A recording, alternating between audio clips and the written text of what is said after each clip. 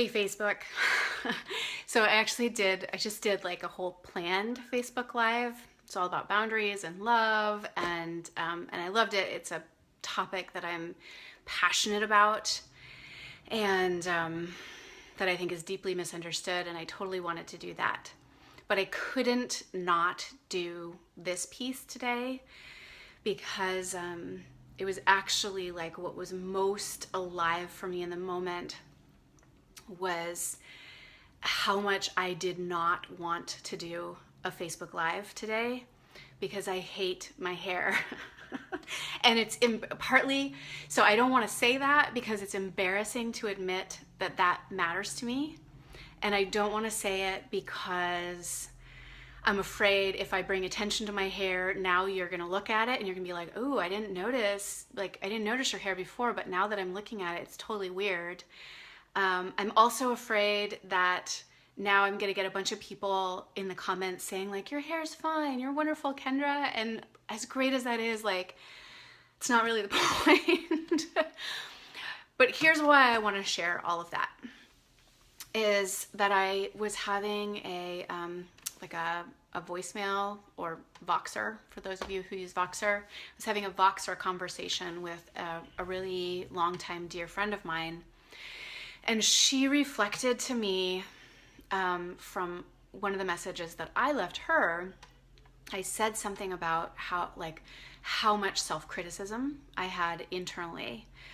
And she said, wow, I hear you referencing this self-criticism, and you've mentioned it before as well. And she said it's noticeable for me because you don't occur like you have that much internal self-criticism. And something about the way that, like, maybe because I've just known her a really long time, or I don't know, something about the way she reflected it back to me just had me really go like, okay, what is that? Like, what,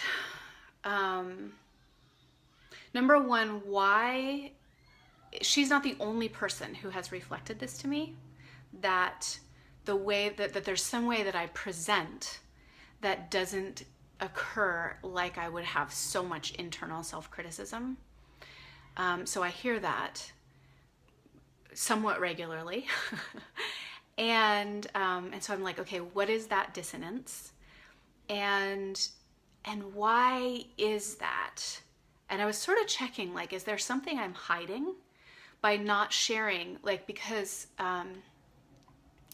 if I'm really honest, my self-critic is a raging fucking bitch. She's loud. She's kind of shrill. She's nagging, and almost constant. I wouldn't say constant, but nearly. Like, I have an inner critic right now, but I have an inner critic going, I don't know, like a good 80% of the time, about about my parenting, about my teaching, about my appearance, about my house, about my, just everything, like everything I do. I did a Facebook Live a couple weeks ago, and I just was like mortified and wanted to erase it. I was like, that was stupid. That was rambling. That made no sense. Why am I even talking? So that's just what goes on inside me. And then when I was responding to my friend, hi Belle, are you here to distract me again? Anyway, when I was responding to my friend about her kind of comment and question about my self-critical internal talk, and the way that, like, from where she's looking, and she has more of an insider view than most people, it doesn't look that way to her. She wouldn't guess that. She doesn't see me as a person who has that much internal self-criticism. And one thing that occurred to me is that I mean, first of all, I do have a lot of just practices that I do. And some of them are like in the moment about ways that I acknowledge my self-critic and at the same time say, thank you for sharing. I don't actually need to hear you right now. I'm going to set you aside. I have ways that I reach out to people in my life to get support around that. I have ways of putting my attention on other things. So I have practices like that. I have overarching practices like, regular yoga, meditation, dance, breathing, time in nature, silence. I have practices that just support my well-being, I would say, in spite of having so much intense internal criticism.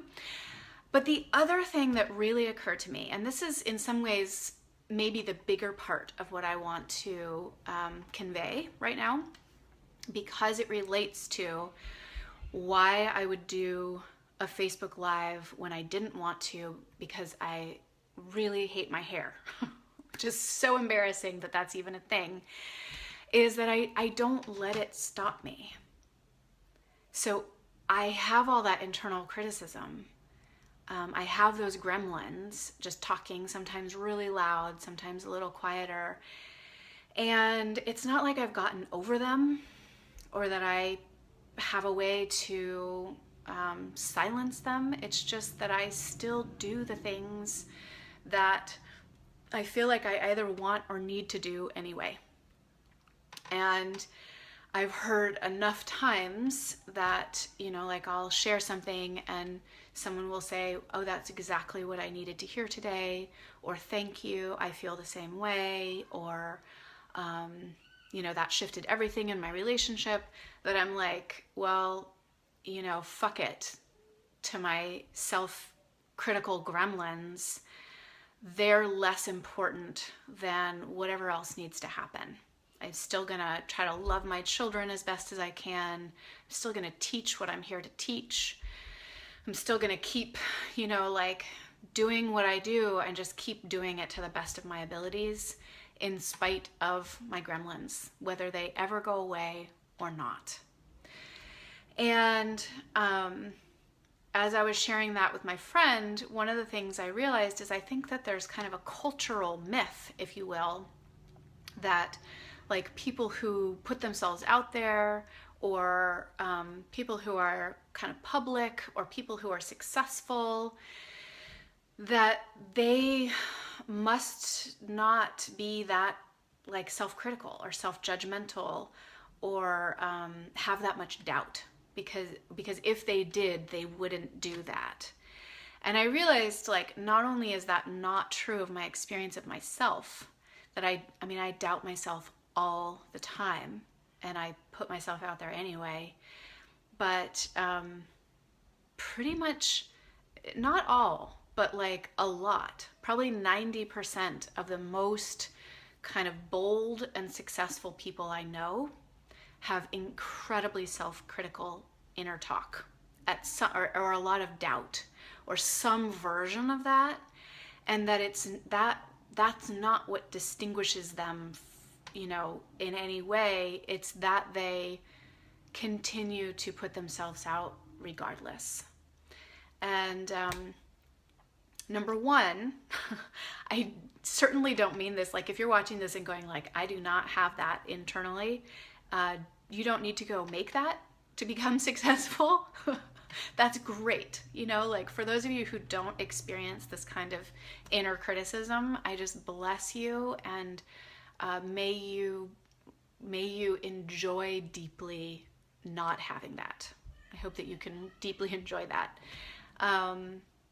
But the other is, like, if you do, my encouragement really is to remember that you're just like me, you're just like my mentors, you're just like most of the most kind of bold and influential and successful people I know, and that it's simply their willingness to continue to put themselves out there anyway.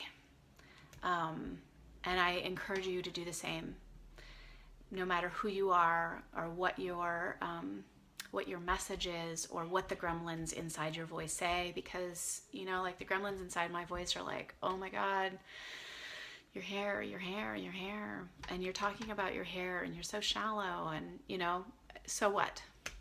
So what? So do it anyway. I love you. Ciao.